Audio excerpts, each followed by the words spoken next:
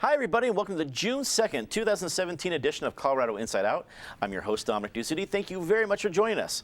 Let's get a quick take on U.S. Representative Jared Polis joining millions in throwing shade at President Trump's Kofifi tweet. That is a trademark pronunciation there. Trump seemed to embrace the typo and the fun, yet his own spokesperson seemed to defend the word hours later. With us to help explain the entire Kofifi mystery is first, of course, Natasha Gardner, articles editor of 5280. So where are you on this? We had Trump actually having some fun with it, and then his spokesperson embraces it without sort of any tongue-in-cheek reaction. Where are you at? Well, first of all, I'm glad you took a stab at pronouncing it first. This is the type of thing that broadcaster nightmares are made out of.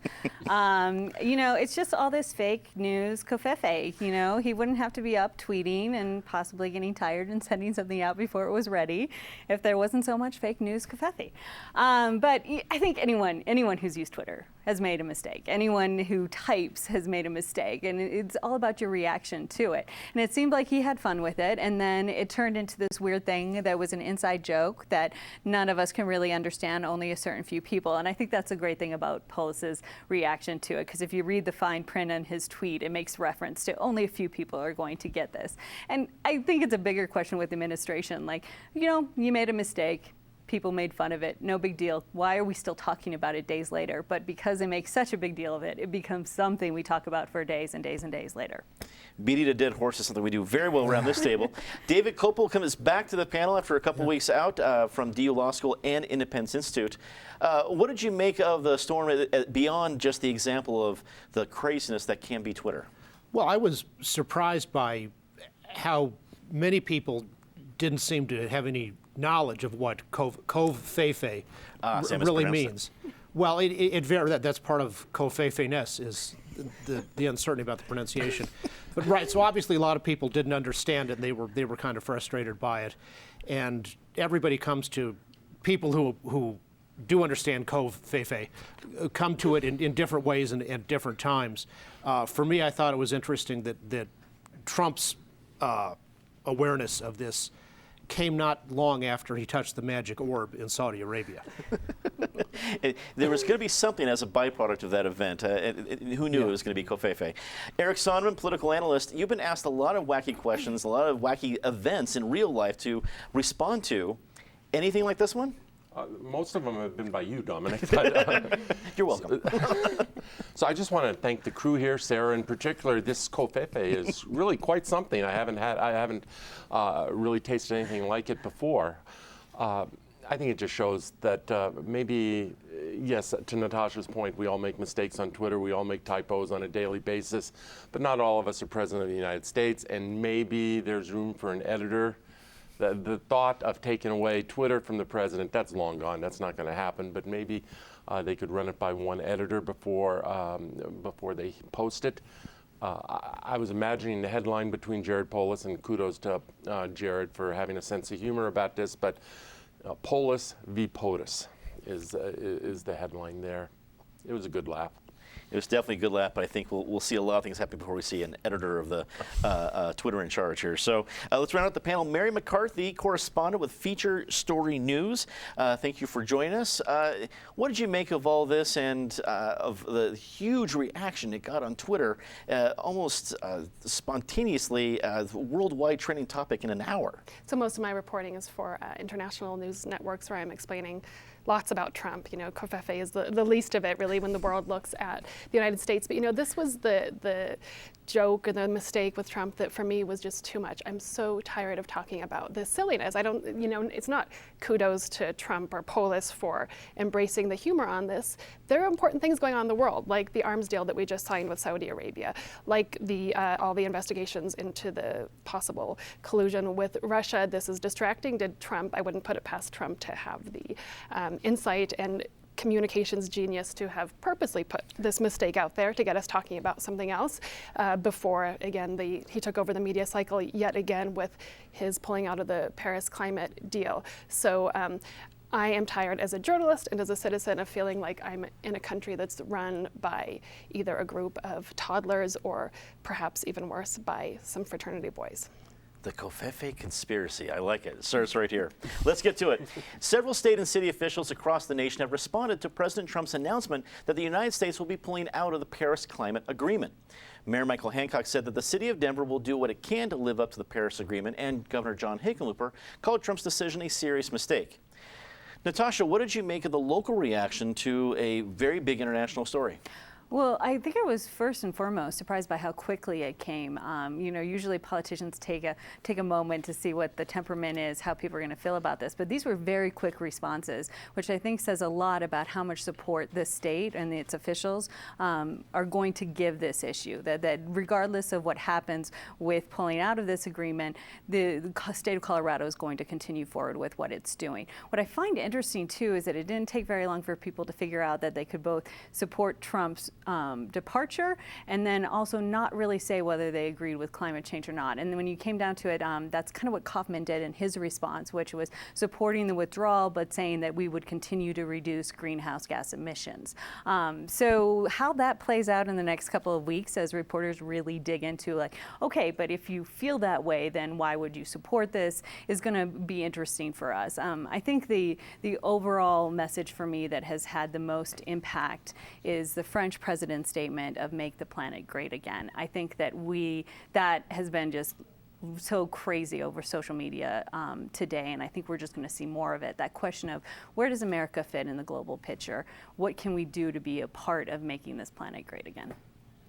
David, are you confident that critics or supporters of the Paris Climate Agreement know much about it? Of course not. 99% of people don't have any clue about it, about the agreement at all. They just have a tribal thing one way or the other, as is true on many issues.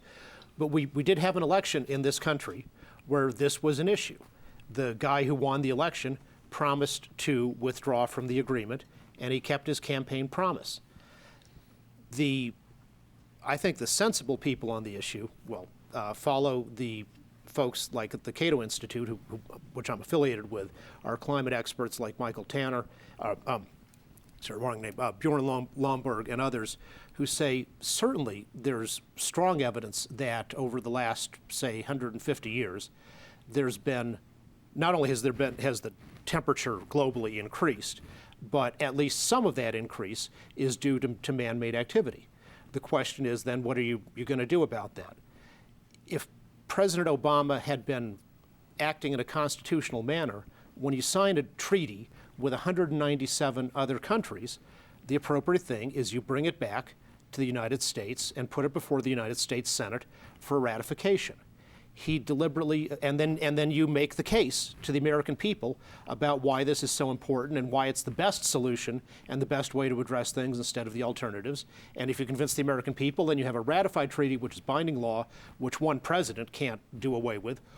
But instead, Obama evaded the Constitution and created what was, in effect, a treaty illegally. So, as a matter of constitutional law and in the rule of law in general, it was absolutely right to get out of this thing because it sets a terrible precedent of presidential unilateralism, contrary to our constitutional system. The other countries, France, Italy, United Kingdom, that are still enthusiastic about it, went through their own legal, proper processes of having the treaty be ratified by Parliament. So that this is a big win for the rule of law. Eric, does this become a pretty significant campaign weapon for folks? Because I honestly don't think, I don't want to besmirch the American public, but I don't think there's going to be a lot of people who go in, dig into the details of the Paris Climate Agreement. They're going to say, if I'm pro something like this, then it was a terrible thing we got out of it, or if I'm against being told what to do by an international agreement, then I'm against, one way or the other. But does it become a campaign weapon for folks running in really just a few months for Congress? Oh, of course it's a campaign weapon, but there's so many campaign weapons, and they're developing on a a daily or much less at most weekly basis. That they're just one of many campaign weapons, and this is an issue where, in real time yesterday with the announcement, you could watch everyone running to their predictable corners. And there's just no nuance to this issue at all.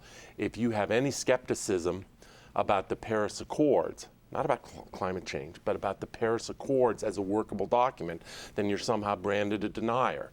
If conversely you think that yes, we do need to do something as a planet or as a country about greenhouse gas emissions, then you're branded as someone who doesn't care about the economy and jobs and is somewhere up there in the clouds, in the green clouds. What's completely lacking here is any sense of nuance. The argument that was used by a lot of people in the White House, starting with Ivanka Trump, Rex Tillerson, the Secretary of State, and others who are trying to persuade Trump to stay in the agreement, not to withdraw, almost is testimony to the weakness of the Paris Agreement. The argument was, well, there's really no teeth to it. Why get out of it? There's no teeth to it. Just change the targets for the U.S., whatever. So even the argument for staying, to me, was testimony to the weakness of the agreement. David is absolutely right from a constitutional law perspective of how Obama should have treated this. Obviously, the votes were never going to be there in the United States Senate to ratify it. So Obama took the course he did. David uses the phrase presidential unilateralism. I'll give Trump credit for a few things, very few things. Somehow, him as a champion of taking offense at presidential unilateralism doesn't quite fit for me. And lastly, Dominic, just the whole production of the announcement yesterday. I mean, I'm surprised that it wasn't accompanied by pomp and circumstance when he walked out. The fact that he tweeted it hours before, it just shows the narcissistic quality of this guy. I mean, he has the authority as president to do what he did, but the stage handling and production of it just says everything there is to say about the man. Mary, this is a big international agreement. It's clearly with work you're doing with Feature Story News. There's going to be some international reaction, but it's also an agreement that was able to get agreement with over 190 countries. So to Eric's point, it's how much teeth it really could have. What's the reaction you've been seeing? What are your thoughts?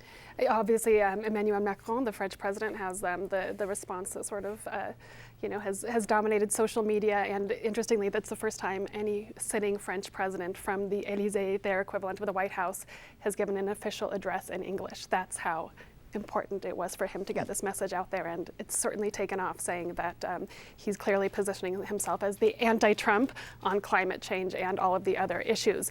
As for, I think we got some great points here on the lack of subtlety on this issue. As with so many of the political points that we discuss, there's no room for any real debate in the middle. And I think the person who maybe responded with some subtlety was Representative Mike Kaufman, who, rather than jumping out and expressing opposition to President Trump, which he has done on certain issues, and as many people are doing now, even Republicans.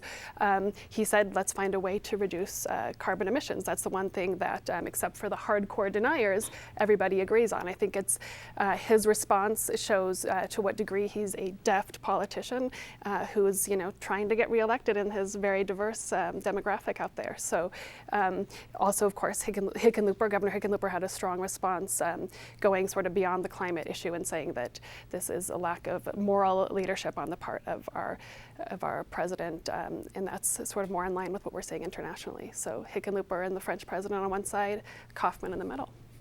Not sure we're going to have a Hickenlooper and the French president on the same side on a lot of issues in this show, but hey, there's a start. There's a start. Let's get to our next topic. Employers may become exempt from covering birth control under a new rule proposed by the Trump administration this week. Officials are drafting an order that would replace the executive order from the Obama administration that is currently a subject of a lawsuit from the Little Sisters of the Poor. David, you're our esteemed lawyer at the table, and our local connection here at Little Sisters of the Poor, who I can't remember if they are based here, but certainly have a major footprint as an employer in Colorado. Does the lawsuit become null and void if this executive order gets tossed? What's the different ramifications from what we're seeing here? Well, if the new regulation gives the plaintiffs, like Little Sisters of the Poor, what they want, then yes, then there's nothing more for a court to decide about. In our hierarchy, the Constitution's at the top, and then underneath that comes statutes passed by Congress. The statute here is the Religious Freedom Restoration Act, passed by an overwhelming majorities of Congress in President Clinton's first term and enthusiastically signed by President Clinton. And on the other side is a regulation created by the bureaucracy during the Obama years. And in our system, a statute beats a regulation if there's ever a conflict. And again, this was also an election issue where the American people chose the side that's currently revising the regulation. What the Religious Freedom Restoration Act says is for all federal laws going forward, when you're infringing somebody's religious freedom, that should only happen when the government doesn't have any less restrictive alternative. As the Supreme Court ruled in the Hobby Lobby case, let's say that the government's interest in people getting birth control without having to pay for it is a compelling interest of the highest order. That doesn't lead to saying that the only way that can be done is by a regulation ordering people to provide birth control contrary to their own consciences. There's lots of ways you can give, we give food stamps to people to help them eat without making that go through your employer. Employers shouldn't be in the bedroom, and if you don't want them in the bedroom, then don't ask for your bedroom supplies to come through your employment. There's lots of ways to provide birth control in other ways than by violating the conscience of religious employers. Eric, we looked at the legal side of things, but there's clearly a political side of this because I think, in deference to David's point, it's not just a bedroom issue, and there's a much more of a health issue involved. So we talked about political weapons in the last round. Is this another political weapon as we come to not the presidential election, but just to a year and a half down the road? Of course, anything that touches on choice in life and those social issues has been a political weapon for the last several decades, and it's not going away anytime soon. I come at this issue, Dominic. First of all, I am a believer in the rights of conscience.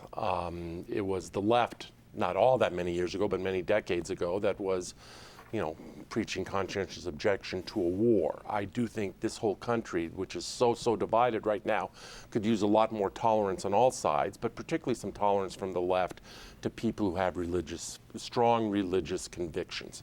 Now that said, and I identify largely with a really good editorial in the Denver Post this morning, Friday morning, on this issue. This proposed order is so overly broad. The objections that have been, whether it's Little Sisters of the Poor or other cases, have been to one specific form of birth control and employers' obligation to provide that form of birth control. And I don't think we want to get into a big reproductive talk, but it's after the embryo implants. And then, it gets into the whole debate on when life begins. But just to have a frontal attack on birth control, I don't even know a whole lot of pro-life advocates out there who are necessarily opposed to birth control. I hope if there is an order forthcoming, it gets drafted a little better than, shall we say, the travel ban executive order of a few months ago got drafted. A memo to Donald Trump. Being president is hard. It's difficult. Nuances matter. And I think, it is possible to believe in a right of religious conscience, but that has to have some limits around it. And what we're talking about now is just such a broad debate. And if the Trump administration wants to take on birth control broadly, good luck to them, because the political backlash will be unlike anything we've seen, and we've seen a whole lot of political backlash. Mary, what we've seen so far is that there's a draft of a proposal, and I think that's definitely on purpose. It wasn't just released, no, it's law, or regulation, as David would put it. And maybe that's a balloon to kind of flood out the reaction, but what we've seen so far as the draft is pretty broad, just like Eric said. Do you think we will see that modified based on the reaction we've seen this week? I don't think so. I think, again, this is part of controlling the media cycle, giving people things to talk about. And I also think that it's medieval to be talking about birth control in these terms, that birth control is medication. Many women use it for a variety of things, whether that's severe bleeding, severe cramping, acne, teenagers up to women who are nearly menopausal. This is medication we're talking about. Until we start talking about birth control in the same conversation that we're talking about Viagra, Cialis, low testosterone hormones, and a variety of other things that men need, and perhaps taking those things away or limiting how they get access to it, then we shouldn't be talking about it. This isn't a right or a left issue. This is medication, and we are an advanced country, and women should have right to birth control. And on that note, one thing we should be following in Colorado is that we do have this law now allowing women to, where you don't have to go to the pharmacy once a month to pick up your prescription. You can get a whole year's worth. When women have better access to birth control like that, we know that the unintended pregnancy rate goes down. So now in Colorado, that is becoming law. But what's happened in a lot of states where that has become law is pharmacies aren't actually enacting it. So for an example, in California, they have that law, but it's not necessarily easy for women to still access that. So it'll be interesting to see how that plays out, whether or not women can get their full year's supply here in Colorado. Natasha, it's clearly a divisive issue, but a lot of women still voted for Donald Trump. So there's a lot of women who are going to be on his side in this issue. Where do you stand? It's 2017, right? The last time I checked. We're still having this conversation? Okay, we can still have this conversation. And I can sit here and give you statistic after statistic about what birth control as a medicine does for women, does for our society, does for our families. And apparently that's not really getting through to a lot of people, and that's still a problem. But what I will say again and again is that it is important to talk about this as a medicine, as a public health issue, as an issue that is important for families, for men, for women. It is not a gender-only issue. It, yes, gives women the ability to control their menstrual cycle, their reproductive cycle, to make choices about when they have kids, and that can be important for a young woman, but that can be equally as important for someone who's in their 30s hoping to have a second child, who's maybe waiting until she gets that promotion at work. So maybe someday she could get equal pay, which is a totally different conversation, but related to all of this, which is why this little draft is still important to discuss, and it's important for us to continue talking about, because ultimately the pill, maybe it's a covfefe moment, maybe the coverage of the pill is wrong, and we should stop calling it birth control, but what it is, which is something that helps women control their reproductive health in a hormonal way.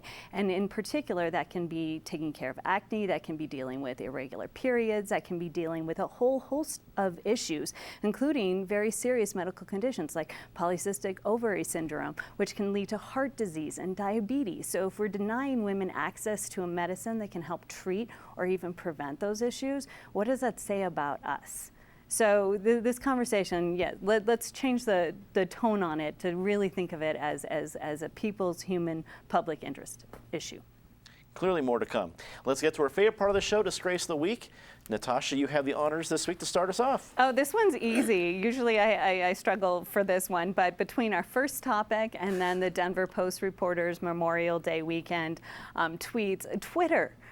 What role does it play in our lives? I just think about the amount of my brain power that has gone into thinking about controversies related to Twitter this week, and it's just, what is it doing for us? David. Kathy Griffin, with her so-called humor video, engaged in a gross example of cultural appropriation from jihad. Eric. This one is also easy for me, but unfortunate and personal because my son actually attends this school. But Evergreen State College up in Olympia, Washington, which has become the latest ground zero for college campus craziness, where now there was an attempt to, by race, tell a group of students that they needed to spend a day away from campus, and then we've seen massive protests and unrest. We've seen a professor who objected, very liberal professor, but who objected to this crazy policy, targeted with threats of violence, and we've seen a college president who is so anxious to pander to the mob that he's not even defending his own professor here. It is disgusting. It is an outrage. Mary. Disgrace of the week, I would say, we have the Anadarko story. That's the story that sadly keeps on giving.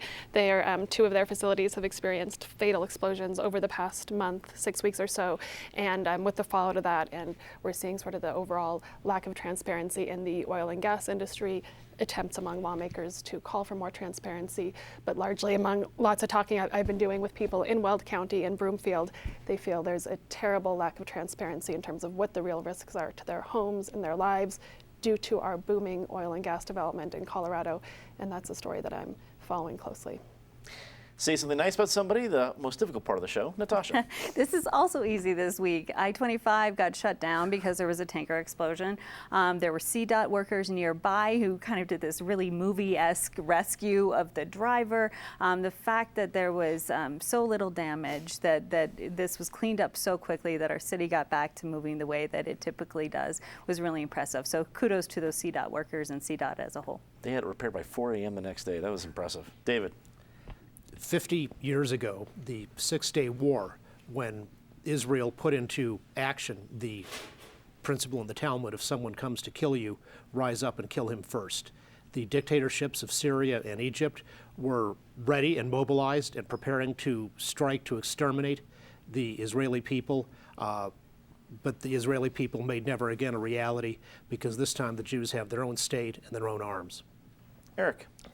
I was going the same place Natasha went with CDOT, but since she said that quite well, let me just do a shout out to Frank DeFord, who I think was a sports writer for the ages, and not only a sports writer, but a commentator that we all listen to on a weekly basis on NPR and National Public Radio. Wednesdays were always something to look forward to. I listened to his final story not that many weeks ago, maybe 3 weeks ago. I knew he was ill. I didn't know he was this ill. He will be missed. Mary. And a shout out to somebody who retired this week, Linda Merrick. She was the national head of 9 to 5, the group that advocates for working women. And she served for many years, both in the Colorado chapter and running the group nationally. I had the chance to interview her a number of times, does great work, knows a lot of stuff. And on that note, one thing that she always spoke against was the gender pay wage gap, which in Colorado is worse than the national statistic. Colorado women earn 78 cents to the dollar for every man here, and we all know we need that money to pay probably increasingly for our birth control. So we'll keep that in mind. And I don't want to cut you off, especially in the middle of the scene. You don't get enough time. The show is ending. That's all the time we have tonight. Thanks for tuning in. Our June Pledge Drive kicks off this weekend, so if you enjoy programs like this one, please consider supporting us. As an aside, we have a bunch of great ticket offers and concerts this month, including Brit Floyd and ABBA happening in June. As always, be sure to check out our podcast on iTunes and for our CIO postgame segment on Twitter and Facebook. For everyone here at Channel 12, I'm Dominic Dezzutti. Thanks very much for watching. Good night.